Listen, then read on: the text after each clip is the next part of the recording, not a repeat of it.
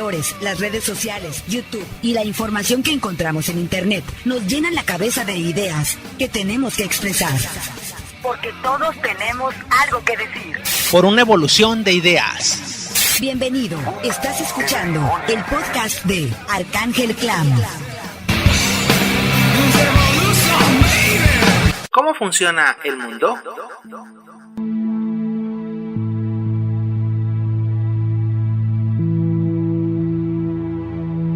El capitalismo moderno necesita hombres y mujeres que cooperen mansamente y en un gran número, que quieran consumir cada vez más y cuyos gustos estén estandarizados y puedan modificarse y anticiparse fácilmente.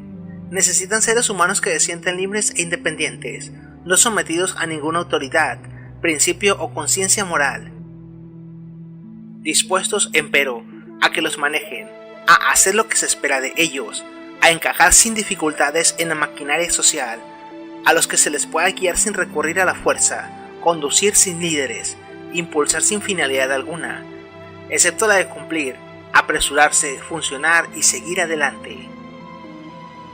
¿Cuál es el resultado? ¿Cuál es el resultado? El humano moderno está enajenado de sí mismo, de sus semejantes y de la naturaleza. Se ha transformado en un artículo, experimenta sus fuerzas vitales como una inversión que debe producirle el máximo de beneficios posible en las condiciones imperantes del mercado. Las relaciones humanas son esencialmente las de autómatas enajenados, en las que cada uno basa su seguridad en mantenerse cerca del rebaño y en no diferir en el pensamiento, sentimiento o la acción.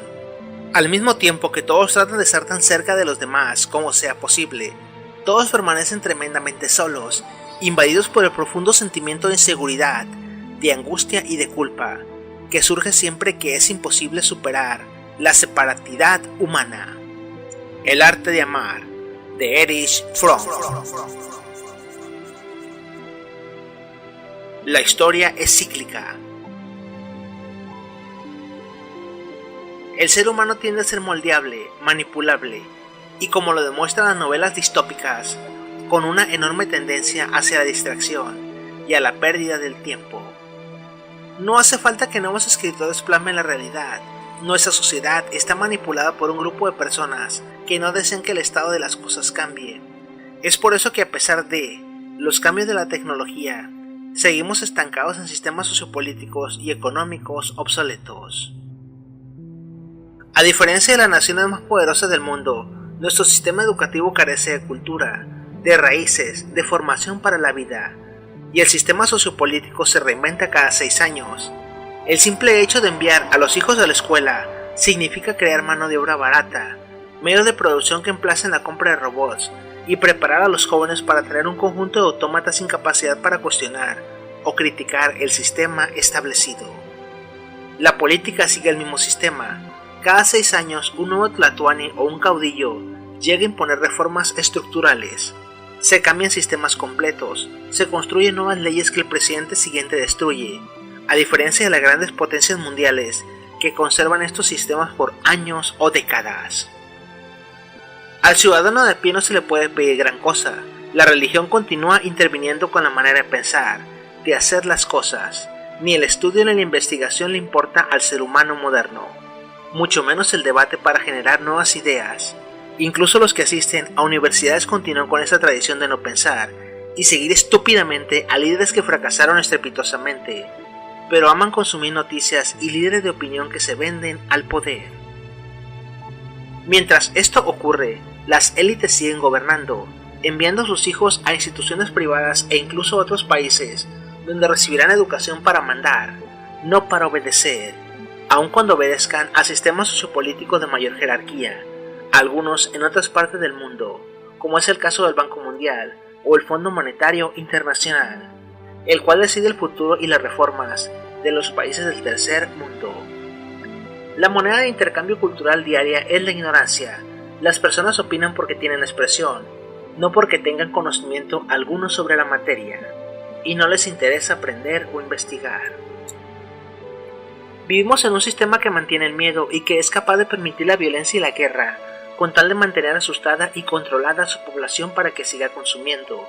El machismo, el abuso de las clases sociales más bajas, la discriminación, toda la podredumbre aflora, y lo peor es que se tolera. Incluso se empoderan poniendo a presidentes con ideas retrógradas, porque nos gana el miedo y el materialismo. Somos y seguiremos siendo niños asustados, separados, lamentándonos y esperando a la figura mesiánica y paternalista que nos saque de una crisis, que nos diga por dónde avanzar, que nos llene de información basura, marionetas y muñecos que disfrutan de la volatilidad del momento, esperando el siguiente evento o fenómeno viral del internet, comprometiendo nuestro futuro y, en el peor de los casos, el futuro de las nuevas generaciones. En tiempos pasados se nos vendió la idea de que los jóvenes éramos el futuro. Hoy somos adultos con más canas y menos dientes. Sin embargo, a los jóvenes actuales no se les vende la idea de nada. Acabamos con los recursos naturales. La economía le pertenece a empresarios de otros países y es solo un puñado de hombres. Y las universidades públicas están desapareciendo. Mientras se continúa con el estereotipo del que es el más inteligente, siempre será el más inadaptado. Dos problemas que nos colapsan como sociedad: la pirámide capitalista que absorbe recursos, desprotegiendo a las clases sociales, generando millones de pobres, y la sobrepoblación que ejerce su papel de abastecedora de mano de obra barata, con niveles infrahumanos de vida, o abasteciendo a las personas de medios de vida de muy baja calidad. Comprometimos el futuro, lo destruimos y seguimos haciéndolo impunemente. No es una sorpresa que el suicidio sea la segunda causa de muerte. Usamos el poder para abusar, y el abuso solo genera más abuso. No es casualidad que el abuso escolar esté en aumento. Así que mientras algunas personas están en depresión, otros simplemente lloran de la tristeza de observar el futuro que le queda a las nuevas generaciones. Otros tantos viven en la simple levedad del día a día. Otros tantos se indignan, mientras que algunos más se alejan por supervivencia de la vorágine de noticias y hechos que simplemente se reciclan y vuelven a ocurrir. La generación del futuro que sigue perdiendo el tiempo. Así, hasta el final de los días.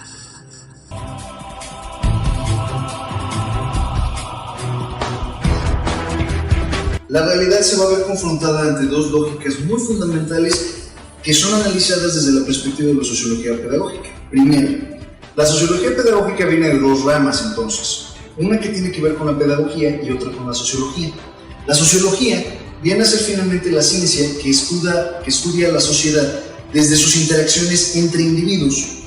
Hay dos perspectivas para estudiar la sociología, pero nosotros vamos a tratar tres. Mencionamos la perspectiva de Emilio Durkheim. Mencionamos la perspectiva, al menos como mención, la perspectiva de Augusto Comte. Y mencionamos la perspectiva de un personaje que va a ser tremendamente importante para la educación, que es Marx. Y le adicionamos uno más, que va a ser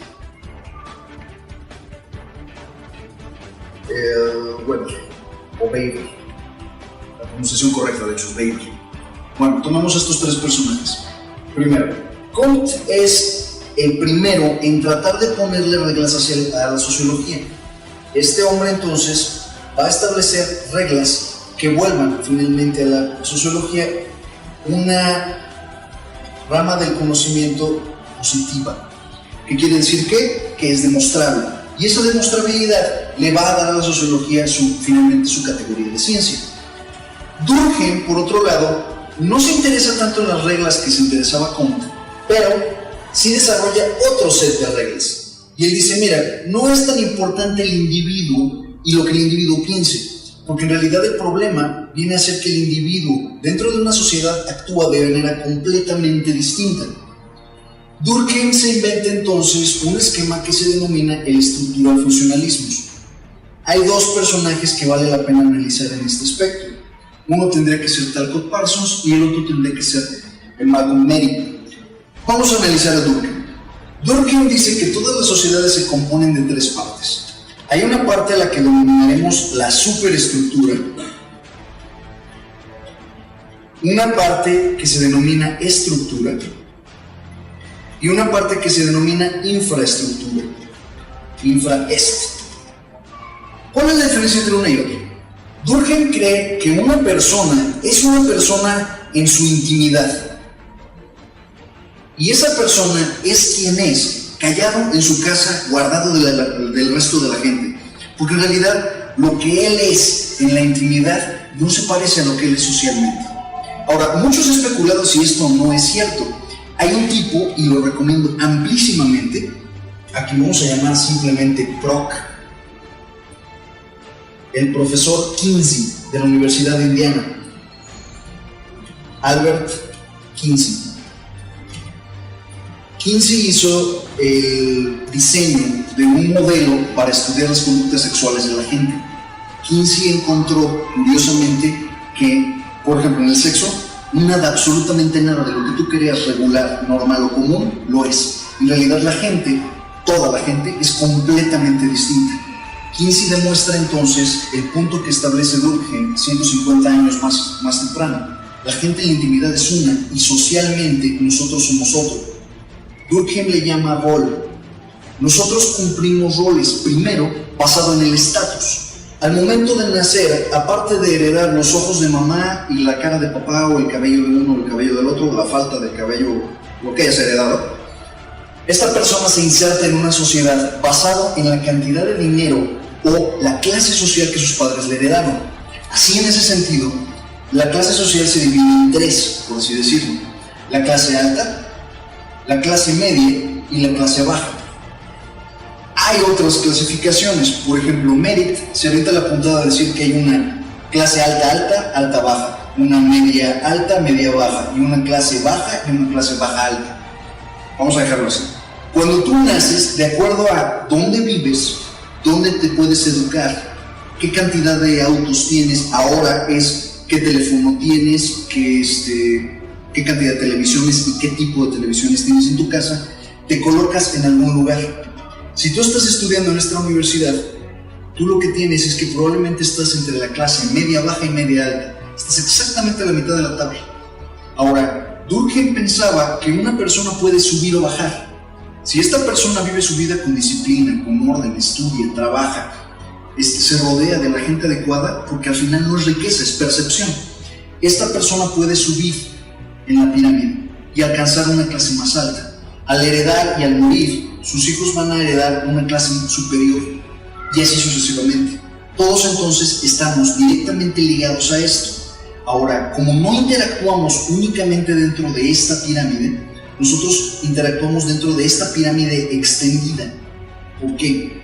Porque vamos a pensar que toda una sociedad es un triángulo tridimensional, y cada dimensión representa un área de una sociedad.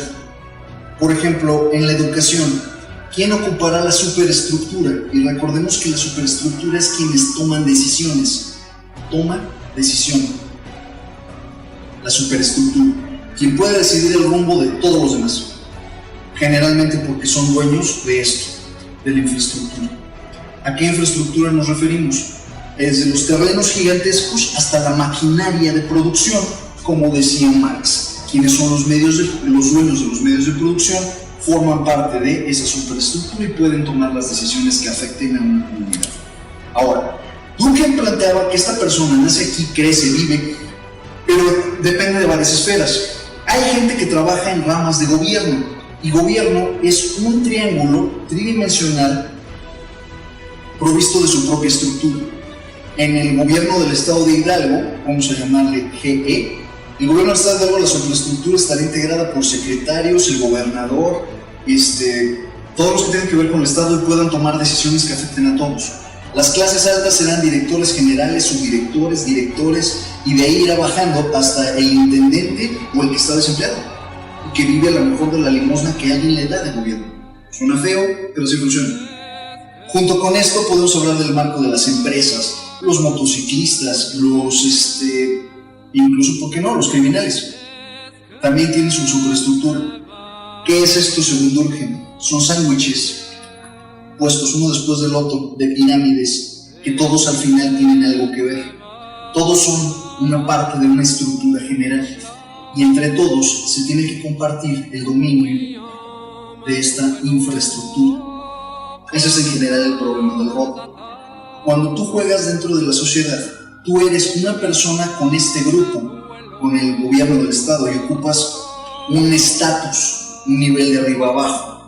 pero a lo mejor no solo eres el subdirector del área de tal, sino a lo mejor también eres el líder de una pequeña banda de mafiosos, y por lo tanto, acá en la estructura criminal eres esta superestructura, pensando en una cosa así. Tu hobby es el motociclismo y tienes la moto más cara de la ciudad, por lo tanto eres superestructura de este lado también. A esto después le llamaban el mapa de charteo, no, ni siquiera voy a entrar en ese detalle, pero esto es más o menos cómo funciona. Este sujeto cumple un rol, tiene un estatus y respeta lo que mencioné varias veces, que es el estamento. El estamento es una condición que respetas solo porque existe. Por ejemplo, nosotros oímos determinados apellidos y los asociamos de inmediato con riqueza y con poder. Eso se llama estamento, porque a veces ya ni siquiera tienen ese dinero o tienen ese poder, pero es una cuestión tradicional. En los países que tenían tradiciones monárquicas, lo que se ve en el estamento son príncipes, reyes, duques, duquesas, etc. Y esos son los que tienen estamento. Aquí nosotros también le llegamos a dar estamento a determinadas personalidades que por su trabajo, por sus características, se vuelven gente que merece otro tipo de importancia para nosotros u otro tipo de consideración. Escritores, deportistas, artistas, etcétera, que se ganan finalmente ese camino para nosotros. Ahora, ¿todo esto cómo se inserta en la educación? Bueno, vamos a volver a los básicos. Tomemos al buen Durkheim. Durkheim cree que la educación en general, el asunto más importante a considerar es ¿para qué? ¿Para qué realmente estoy educando? Y esa es la pregunta que realmente nos tenemos que considerar. ¿Para qué? Viene directamente orientado a lo que le denominamos el currículum. En las empresas, lo primero que una empresa debe de definir son sus metas y sus objetivos, misión, visión y valores. En la educación, lo primero que deberíamos de definir es precisamente misión, visión y valores, lo que es a dónde va a estar la educación, para qué voy a educar. El problema con la educación en México, ya hablando más localmente de finalmente algo que nos atañe, el primer problema es que México no tiene realmente un para qué. Si hace 125 años que se instauró el modelo prusiano de educación, se pretendía educar para que un trabajador fuera parte de un conjunto de obreros a disposición del Estado, este paradigma ya no nos aplica, porque realmente ya no hay tantos empleos para trabajadores industriales. Entonces, si realmente estamos educando únicamente para capacitar gente para el trabajo, entonces habría que replantear cómo los estás capacitando, que es donde viene Marx. Marx considera que lo más importante es cómo los capacitas. Recordemos que Marx lo que realmente se planteó fue la educación socialista. Marx cree que es fundamental, absolutamente vital, preparar a una persona para ser obrero, seguir instrucciones y trabajar en una fábrica haciendo trabajos repetitivos. Esto es Marx. Y el cómo se involucra con metodología. Eso es lo que Marx considera que es lo más importante. Viene después Weber. Weber le cambia completamente la jugada a todos. Porque Max Weber dice, mira, realmente no me interesa ni para qué, ni me interesa cómo. Me interesa quién está impartiendo la educación. Dice, porque realmente puede existir una persona que esté capacitada, sepa lo que está haciendo, pero aunque no domina bien el para qué ni el cómo, pero permite que alguien vaya definiendo qué va a estudiar. Dicho de otra forma, no es el currículum, no es la metodología, es el sujeto lo que es importante. Weber le devuelve la importancia en la sociología no al colectivo como lo hace Durkheim en toda esta construcción de la estructura del funcionalismo, sino que Weber le devuelve la lógica al sujeto y dice, el pequeñísimo problema es que cuando involucras al Estado en la producción, administración de la educación, estás reventando y designando que la educación no va a servir para nada, porque el Estado es finalmente un gestor burócrata, un trabajador mal pagado que se rasca la panza todo el día. Burócrata significa, es una persona que es un trabajador ideal con cero creatividad, cero cuestionabilidad, cero iniciativa, que lo único que sabe hacer es para lo que fue programado para hacer o capacitado para hacer, no más. Este gestor burócrata viene a dar el qué y viene a dar el para qué y el cómo de una forma estándar para todos, que es lo que tenemos con la educación básica en este país. Esto es la perspectiva de parte de estos personajes. En México hay una triada interesante que vale la pena estudiar. Está Gabino Barreda como el gran precursor de la educación en México. Va a estar en menor medida, pero igualmente sumamente importante, Antonio Caso. Y finalmente, el personaje responsable para la creación de los libros de texto gratuitos, cuyo nombre acabo de olvidar, pero recordemos un segundo. Gabino Barreda instaura en la época de Benito Juárez la primera reforma educativa como tal. Esta reforma de Gabino Barreda camina hacia el positivismo. Si ahorita hablamos de positivismo, decimos que sea demostrable, que sea comprobable, que sea finalmente basado en la lógica. Suena como algo muy sencillo, pero piensen ustedes en esto. En 1857, en el momento que se dan las leyes famosas de reforma y que hemos pasado más o menos unos 15 años de problemas internos en el país, de hacernos pedazos, acabamos de sufrir la invasión de Francia, de Estados Unidos, México tiene apenas 30 o 40 años como país existente, estamos hablando de un país hecho un desastre, la educación está en manos de la iglesia. Barreda viene y dice, olvídalo, separemos la educación de la iglesia y del Estado, y vamos a dejarla en un corte positivista. El pequeño problema de Gabino Barreda fue que nunca hubo gente capacitada, volvemos al paradigma de Weber, nunca hubo gente capacitada para impartir clases. Entonces finalmente eso llegó a la nada. Esto empieza a convertirse rápidamente en una simulación. Finge que haces, finge que pago, finge que hacemos. Y el finge se instaura desde el inicio en esta lógica de la educación en México. La única escuela que funciona durante la época de Gabino Barreda, que después viene la época de Maximiliano y el Segundo Imperio Mexicano, 62 a 67, 1862 a 67, Gabino Barreda está completamente destrozado también. Nunca funciona esto y los profes rurales y los profes que estaban en provincia se robaron el dinero y se hicieron pato. Quien funciona es la Escuela Nacional Preparatoria y probablemente no es Enrique Peña Nieto Peña, es la Escuela Nacional Preparatoria. La Escuela Nacional Preparatoria es el gran legado de Gabino Barreda y por eso es una parte interesante. Dos, tenemos a Antonio Caso. Antonio Caso es un tipazazazo. De hecho, una parte interesante, yo soy abogado, Gabino es abogado, Antonio Caso es abogado y el personaje que me estoy tratando de acordar también es abogado. Antonio Caso es un tipo que llega y empieza a desarrollar también toda una lógica de la necesidad de establecer un modelo educativo a partir de ese positivismo. Nada más que lo trata de aterrizar con las famosas jornadas pedagógicas, jornadas magisteriales, etcétera, etcétera, etcétera. Una tremenda, vamos a decir, punto de inflexión o de concurrencia, un punto de concurrencia total entre los maestros mexicanos y los maestros extranjeros cuando lleguen. Otra vez el factor que define la educación en México es: hay buenas escuelas en el centro del país y en todas las demás simplemente no hay. Estoy olvidando dos personajes importantes. Uno es quien fundó la SEP, lo voy a dejar aquí. Conozco su tumba, está en la Catedral de México, es también uno de mis héroes. Escribió Ulises Criollo y no me puedo acordar. Y el otro fue el personaje que hizo la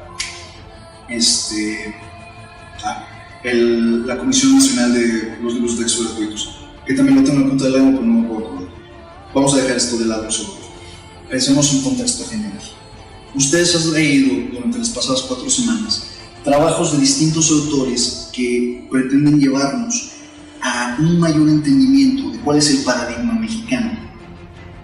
Voy a tomarme la libertad de borrar esto un segundo y de aterrizar el problema realmente de la educación en México. El problema de la educación en México es una dimensión que tiene que ver con lo público y con lo privado. Público y privado. En el sector público, en la época aglutinadora de los años 30 y de los años 40, cuando el PRI, y no por hablar mal de un partido, pero fue el partido que estaba, cuando el PRI empieza a establecerse como el partido hegemónico o como el partido del poder por los siguientes 70 años, el PRI lo que hizo es un modelo que se llama corporativismo. En ese corporativismo dijo, vamos a meterlos a todos a un sindicato, todos trabajan para mí y entonces nadie se queja. Este modelo se basa en la idea de unión y conformismo. Cualquier persona que conozca de adentro el modelo que sigue el plan de carrera magisterial, te va a decir que carrera magisterial, que es un programa supuestamente para hacerlo más justo, en realidad es como cualquier otro programa mexicano que dependa de un gobierno. Depende de a quién conozcas y depende de qué palanca tengas. El problema siendo que esta unión y conformismo generaron un bloque gigantesco de sindicato que podía heredarle a sus propios hijos una plaza para mantener una chamba sólida de unión y de conformismo en la que se pudieran llevar el trabajo tranquilo. ¿Por qué a la gente no le gustan las matemáticas, las ciencias sociales, la historia o determinadas ramas? Porque tuvimos malos profesores. Profesores que no sabían de qué estaban hablando, que no entusiasmaban a sus alumnos, profesores creados en este círculo vicioso de sí, pertenezco a un sindicato porque mi papi perteneció a un sindicato, soy parte de esto, no me voy a quejar porque recibo un sueldo, haga o no haga, porque me pagan vacaciones y tengo 4 meses de vacaciones al año. Sueño con ir creciendo en carrera magisterial, aunque sé que no lo voy a lograr, para que mis hijos después ocupen una plaza en el sindicato y sigamos adelante. Los puestos más altos de SEP, curiosamente, son la gente que menos trabaja. Esto es un círculo vicioso espantoso. ¿Por qué se están quejando en este momento? Vas a encontrar el artículo 73 constitucional y el tercero constitucional, que son los dos grandes problemas de la educación en México. La modificación al 73 que se da a primeros meses de este año 2013 tiene que ver directamente con que ahora el 73 faculta al Ejecutivo, es decir, a Peña Nieto específicamente, al presidente, para desmantelar los sindicatos cuando lo crea conveniente, para no renovarles las plazas y para quitarles la posibilidad de heredar esas plazas. ¿Esto ayuda a la educación en un paradigma real o en un contexto real? No. Ayuda al control del sindicato, pero no realmente a la educación en México. El artículo 3 establece que los planes, programas de estudio y las formas de evaluar a todos estos profesores dentro del sindicato serán establecidas por el Ejecutivo. Mi pregunta, ¿y sabe el Ejecutivo más de educación de lo que sabe ya de por sí los maestros? Probablemente tampoco.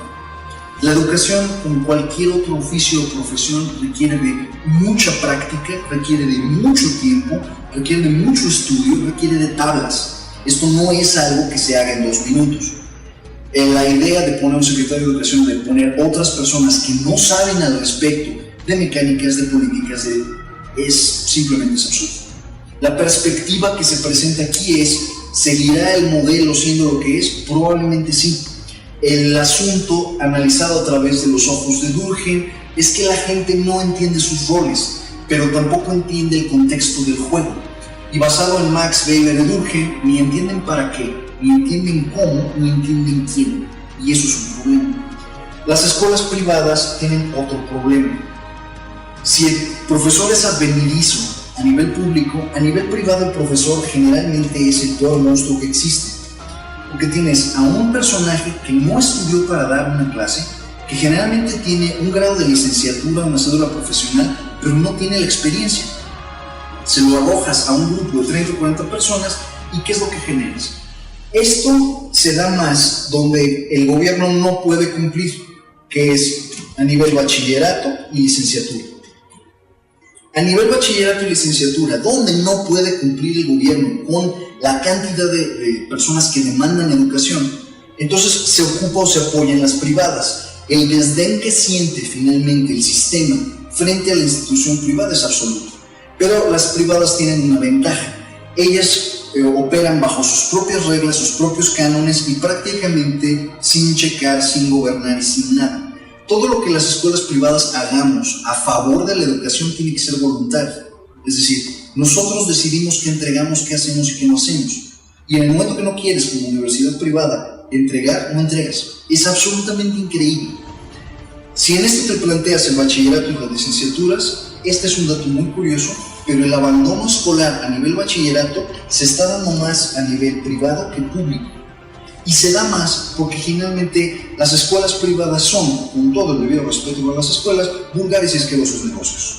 Y como vulgar y asqueroso negocio, contratas al primer fulano que llegue y que te dé una clase de bachillerato. Ergo, se genera un abandono total. Lo que tienes son chicos de clase media, media-baja, que son este panorama, este y este, no terminando la escuela. Cuando antes era al revés. Curiosamente, los chicos de clase baja, baja y baja-alta, que son los que más tienen acceso a educación pública, increíblemente en este país, generalmente sí la terminan. Estamos viendo un revuelo o un desorden real en la forma en la que está estructurada la sociedad. Y este cambio no se está viendo en este momento, pero a futuro es algo que repercutirá en las acciones que encontremos en toda la educación.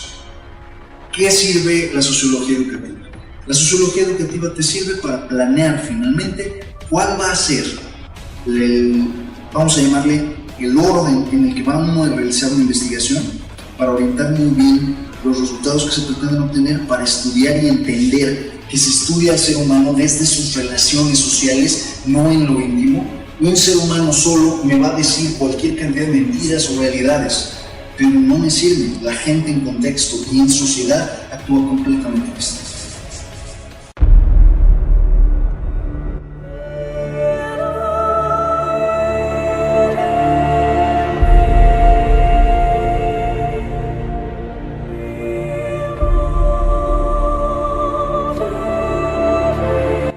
Para Hegel, la historia comienza desde el punto en el que el hombre toma conciencia de su propia conciencia. Esta capacidad que desarrolla primitivamente proclama al ser como individual y con una conciencia que adquiere un propósito específico, el reconocimiento. Esta capacidad, denominada autoconciencia, convierte al ser humano en un ser que desea el deseo. Desea sobreponerse al otro y obtener el antes mencionado reconocimiento. Y así es como este filósofo describe el inicio de la relación del amo y el esclavo. Los hombres con autoconciencia desean ser el deseo del otro, por lo cual se sumergen en la lucha en la que obtienen dicho reconocimiento. Este combate no es mortal, puesto que al morir uno o los dos contendientes, se convertiría en un absurdo, ya que no se obtiene la finalidad deseada. Entonces el vencedor, en este caso el que toma el rol del amo, consiente someter al otro, que se asume como un esclavo. Según Erich Fromm, psicólogo de profesión, el esclavo tiende a expresar miedo a la muerte. Este rasgo es más característico de los animales, mientras que el amo es ferviente a su deseo aún sobre este peligro de muerte. Esta posición pues pone en ventaja al amo, ya que a través de este sometimiento y el miedo que origina sobre el esclavo, puede obtener de él los recursos necesarios para satisfacer su consumismo. Sin embargo, esta necesidad que ahora surge del amo hacia el esclavo lo hace dependiente de lo que él pueda ofrecerle a través de lo que produce. A su vez, el esclavo se ve poderoso por lo que ha hecho por sí mismo y por el amo, sabiéndose como el proveedor de lo que el amo necesita, cobrando conciencia y fortaleza.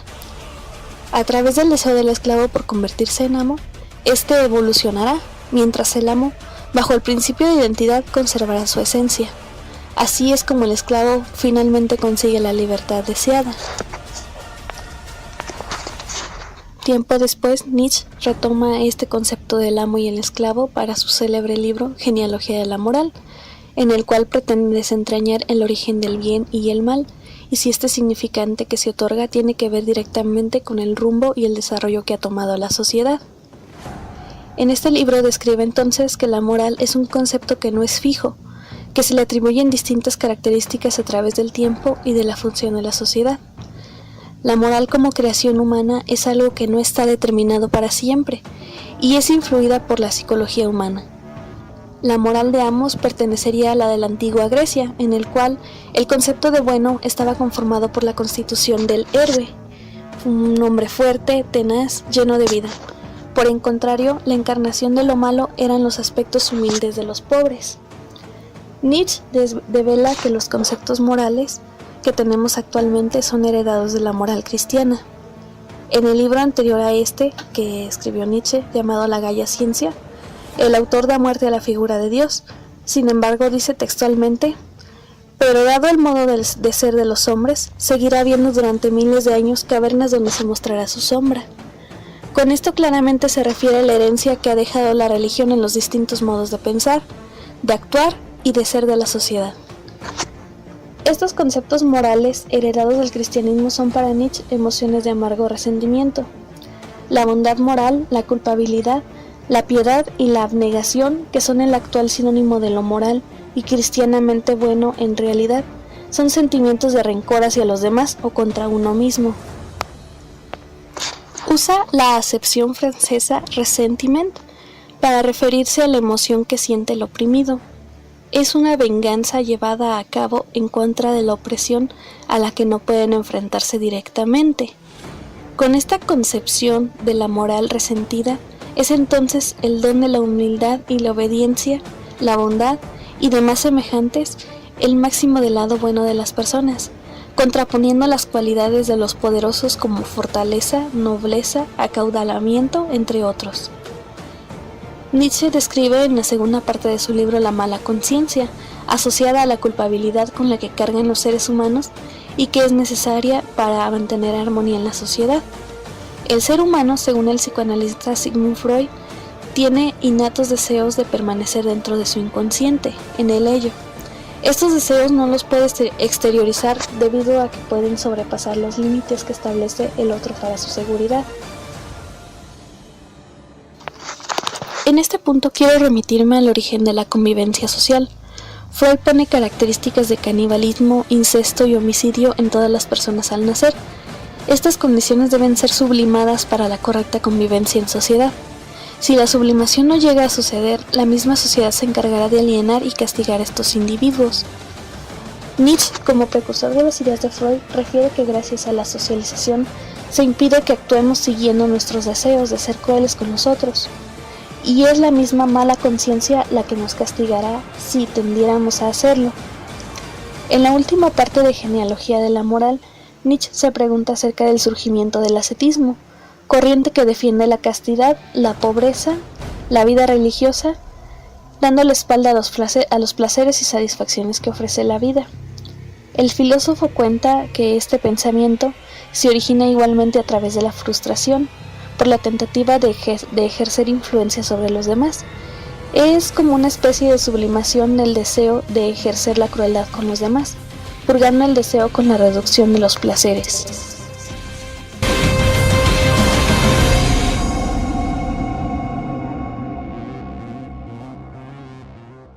Análisis de la sociedad y conclusiones. Maximino López perdió su empleo hace 2 meses. Tuvo que dejar el apartamento donde vivía, pues ya no le alcanzaba para pagar la renta. Hoy vive en este sitio que le cuesta al mes unos $100.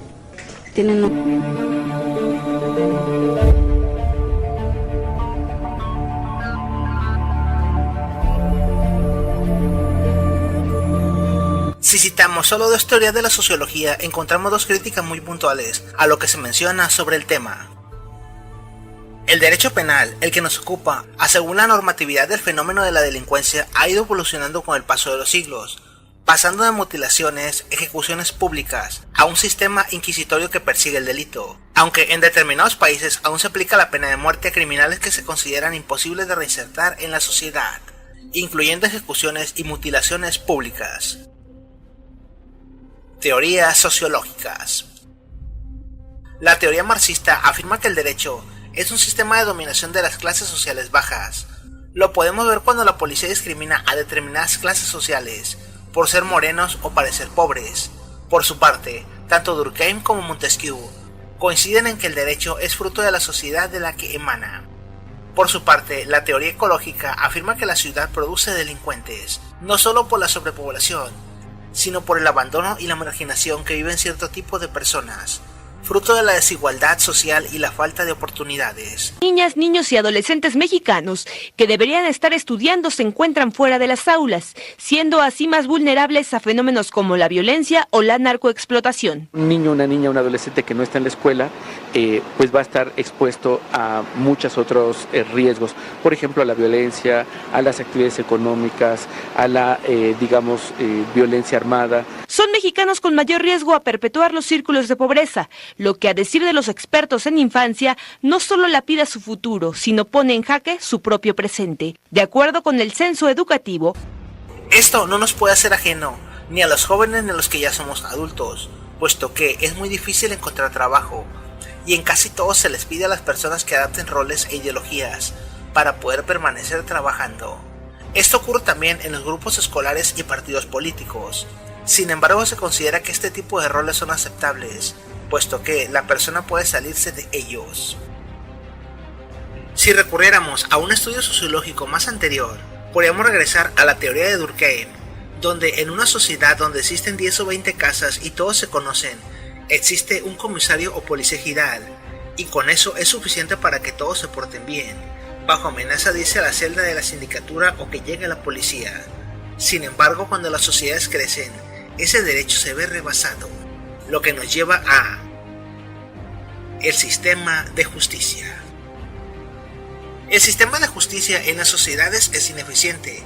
Desde ese punto de vista se observa cómo muchos delitos de poca valía, que generalmente derivan en delincuentes mayores, no son castigados, o las autoridades jamás hacen acto de presencia. No se puede achacar todo el problema a los cuerpos de seguridad, sobre todo cuando observamos que existe un policía o agente de seguridad por cada 1000 habitantes en México, y en algunas partes de México es uno por cada 5000 habitantes.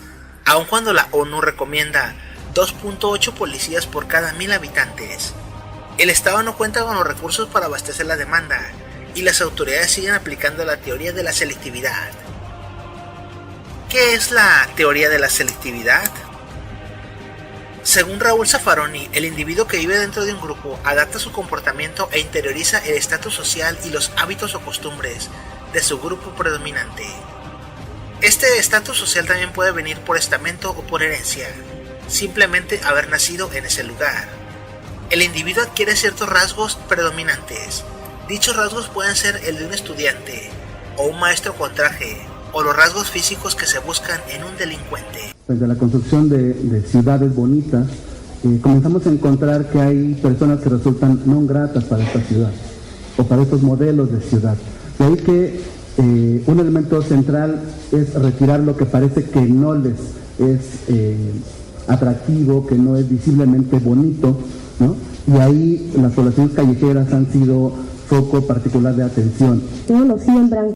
La teoría de la selectividad tiene sus tintes racistas, puesto que solo en los barrios de nivel medio y alto, y en lugares turísticos, y en los centros comerciales o de comercio, existe seguridad pública, o existe seguridad patrullando, mientras que en las colonias pobres y alejadas no. Se sigue deteniendo o increpando a los ciudadanos basados en la sospechosidad de un individuo, creyendo que el vestir o la manera de actuar determina la situación de un delincuente.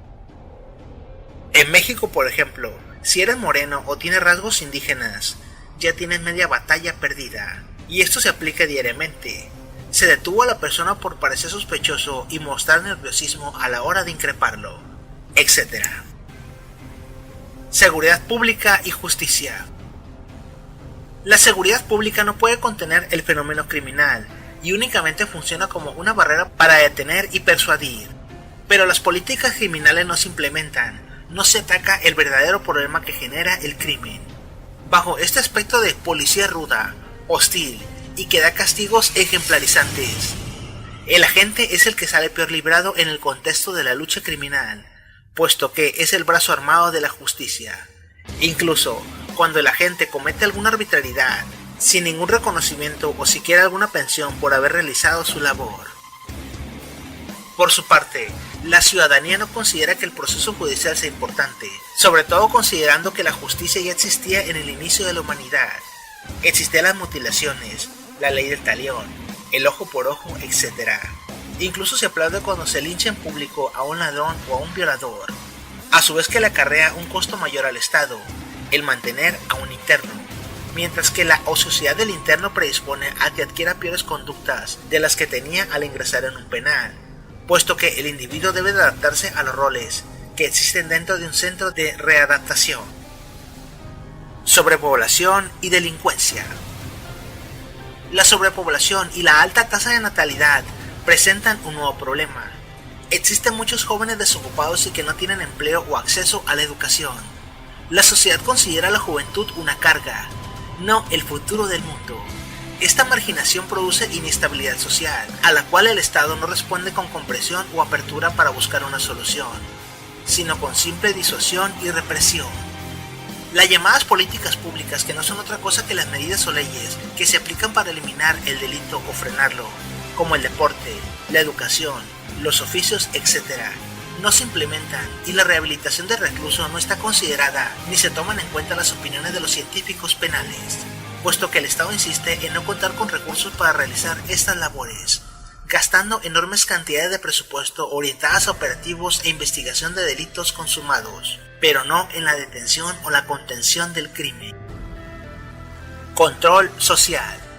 Por último, el control social no solo consiste en las autoridades, los grupos de amigos y de trabajo, sino en determinadas medidas que observamos todos los días, por ejemplo los empleos y el salario mínimo.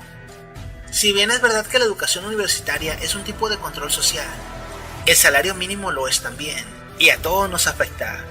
El salario mínimo tiene que ser muy bajo para que las personas estén obligadas a trabajar diariamente. Si todas las personas ganaran mucho dinero, nadie querría trabajar o se tendría que pagar más para que las personas realizaran las mismas labores, o siquiera para que salieran de su hogar.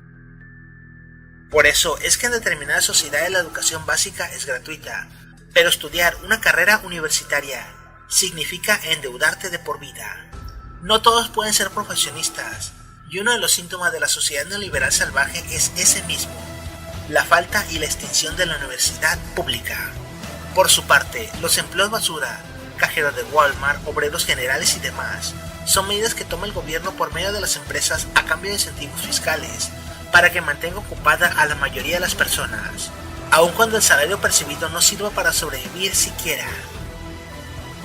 Pero, ¿para qué nos sirve toda esta información? La sociología jurídica es una herramienta que busca respuestas a través de un estudio científico desde el punto de vista de la realidad, desde la etiología o la investigación biológica y psicológica, pero también en la praxis diaria. Sin embargo, la explicación de los fenómenos no es suficiente, sino que somos nosotros, los que tenemos la oportunidad de estudiar y de ejercer la transformación social, los que tenemos que comprender cómo funciona la sociedad, y en específico nuestra sociedad, y tomar medidas para mejorarla día a día, desde muy pequeñas acciones hasta enormes empresas que requerirán de muchos años. Para finalizar, es necesario recomendar un libro y una novela. Psicoanálisis de la sociedad contemporánea, de Erich Fromm, es una obra que nos ayudará a entender la sociedad y el rumbo que ésta toma. Así habló Zaratustra, de Friedrich Nietzsche. Este libro nos enseña que la vida vuelve al eterno retorno de lo mismo. Muchas gracias por su atención. El podcast de Arcángel Clan.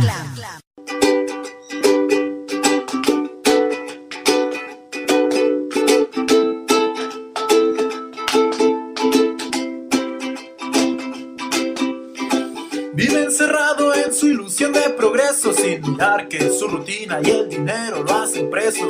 Siempre desde niño se educó para ser el bueno, incluso para divertirse se sabe poner un freno. No tiene taches y se somete al estrés para tener la aprobación de sus padres, y en su cuaderno 10 habla correcto y se la vive bien vestido. Nunca rompe las reglas y en su chamba él es el más querido. Un hombre fiel da su gasto bien completo, y cuando coge nada más con la pose del misionero.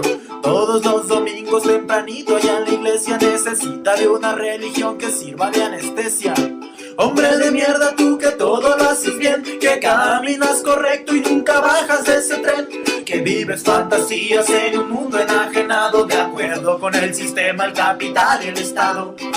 Hombre de mierda, tú que todo lo haces bien, que caminas correcto y nunca bajas de ese tren, que vives fantasías en un mundo enajenado de acuerdo con el sistema, el capital y el Estado. Para ti los que protestan solamente son huevones, los detestas y los llamas ignorantes maricones. Te sientes orgulloso de ser un maldito esclavo, en tu cuenta de banco vas pendiente de los pagos. Dices que el pobre solo es pobre porque quiere, y que el que está jodido y no ha comido es porque lo prefiere. Vida de burro, solo lo informa la tele, lo que se ve allá en las calles no le gusta porque duele. ¿Qué va que importa que tu pueblo se muera de hambre y que tu gente esté tirada en las banquetas manchadas de sangre? El egoísmo siempre al servicio del capitalismo. No es tu problema que el gobierno sea lo mismo. Que el gobierno sea lo mismo, que el gobierno sea lo mismo, que el gobierno sea lo mismo. Hombre de mierda, tú que todo lo haces bien, que caminas correcto y nunca bajas de ese tren, que vives fantasías en un mundo enajenado, de acuerdo con el sistema, el capital y el Estado. Hombre de mierda, tú que todo lo haces bien, que caminas correcto y nunca bajas de ese tren, que vives fantasías en un mundo enajenado, de acuerdo con el sistema, el capital y el Estado. Hombre de mierda, tú que todo lo haces bien, hombre de mierda, y nunca bajas de ese tren, hombre de mierda, en un mundo enajenado, de acuerdo con el sistema, el capital y el Estado. Hombre de mierda, tú que todo lo haces bien, hombre de mierda, y nunca bajas de ese tren, hombre de mierda, en tu mundo enajenado, de acuerdo con el sistema, el capital y el Estado. Ese es el hombre de mierda, el hombre de mierda, sí, sí, sí. ¿Mierda? Eres el hombre de mierda. Tu cualidad, tu puta indiferencia. así no eres, Tito. Mierda, eres el hombre de mierda. Tu cualidad, tu puta indiferencia. Y nunca vas a cambiar.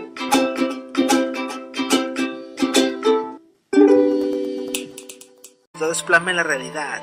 Nuestra sociedad está manipulada por un grupo de personas que no desean que el estado de las cosas cambie. Es por eso que a pesar de los cambios de la tecnología, seguimos estancados en sistemas sociopolíticos y económicos obsoletos.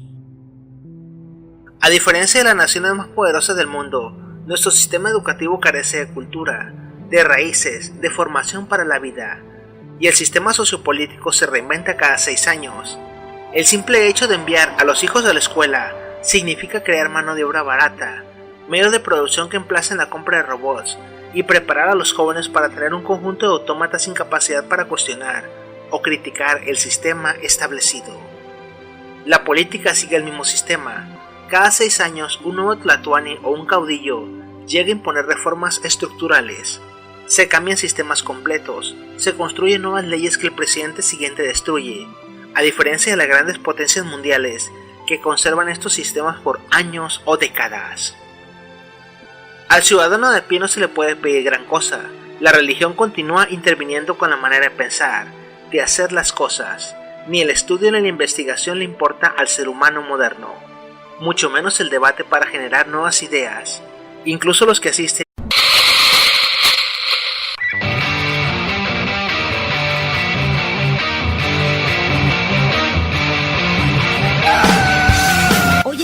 los buscadores, las redes sociales, YouTube y la información que encontramos en Internet nos llenan la cabeza de ideas que tenemos que expresar.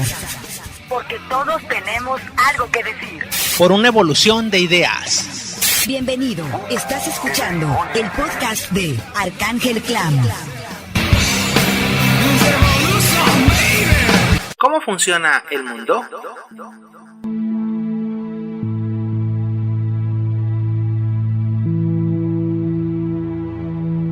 El capitalismo moderno necesita hombres y mujeres que cooperen mansamente y en un gran número, que quieran consumir cada vez más y cuyos gustos estén estandarizados y puedan modificarse y anticiparse fácilmente.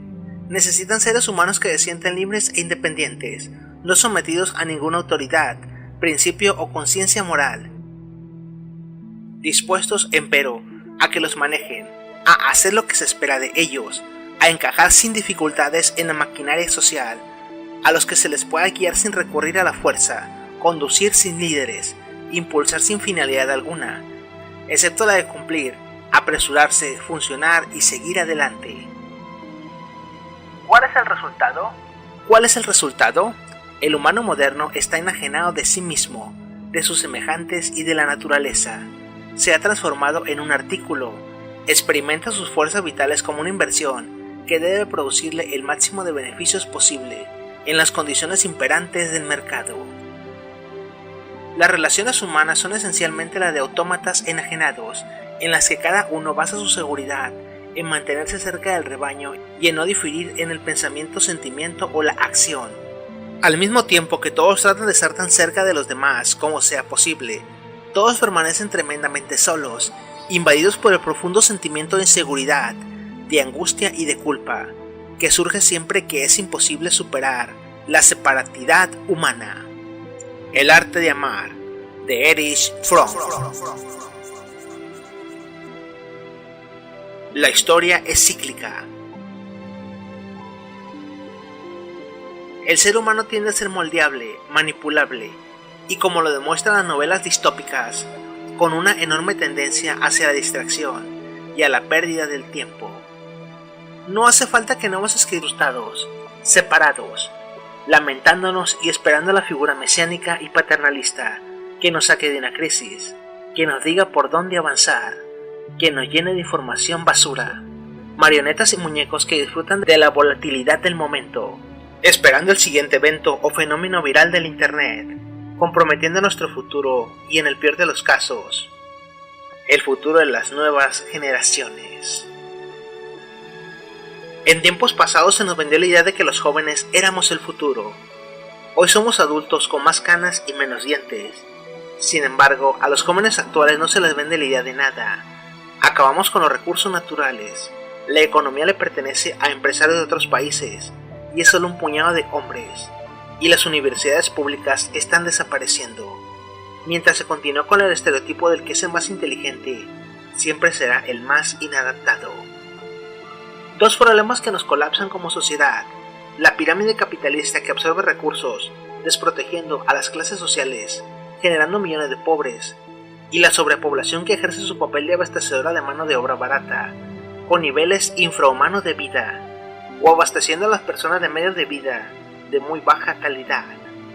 Comprometimos a universidades continúan con esta tradición de no pensar y seguir estúpidamente a líderes que fracasaron estrepitosamente, pero aman consumir noticias y líderes de opinión que se venden al poder. Mientras esto ocurre, las élites siguen gobernando, enviando a sus hijos a instituciones privadas e incluso a otros países, donde recibirán educación para mandar, no para obedecer, aun cuando obedezcan a sistemas sociopolíticos de mayor jerarquía, algunos en otras partes del mundo, como es el caso del Banco Mundial o el Fondo Monetario Internacional, el cual decide el futuro y las reformas de los países del tercer mundo. La moneda de intercambio cultural diaria es la ignorancia. Las personas opinan porque tienen expresión, no porque tengan conocimiento alguno sobre la materia, y no les interesa aprender o investigar. Vivimos en un sistema que mantiene el miedo y que es capaz de permitir la violencia y la guerra, con tal de mantener asustada y controlada a su población para que siga consumiendo. El machismo, el abuso de las clases sociales más bajas, la discriminación, toda la podredumbre aflora, y lo peor es que se tolera.